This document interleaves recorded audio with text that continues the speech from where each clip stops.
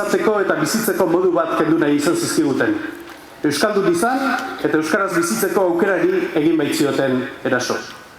Hasieratik esan genuen euskararen kontrako erasoa zela hura, eta ondoren ezagutunak arrazoia eman digu.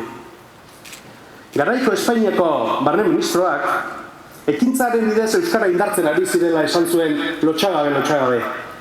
Baina euskalgintzaren kontra ari ziren eta euskaraz bizi nahi dugun ontzat ezinbestekoa zen egunkaria itxi egin ziguten. Egunkaria itxi ziguten, ondoren Martin Kultur Parkearen kontra jo zuten eta 5 urte geroago 12 lagun epaiketara bidean ditugu. Espainiako epaileentzat euskararen aldeko dinamika soziala delitu delako.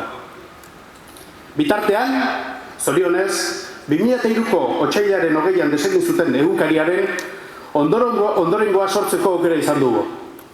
Kemen izugarria erakutsi zuen langile taldearen ekimenak eta euskal gizarteak emandako bultzada eta laguntzak posible egin zuten 80etik genuen ohitura ez etetea. Egunero lehenbizi eta ondoren berria sortuz. Euskarazko egunkariarekin bizitzeko aukera bai baitu gaur egun ere.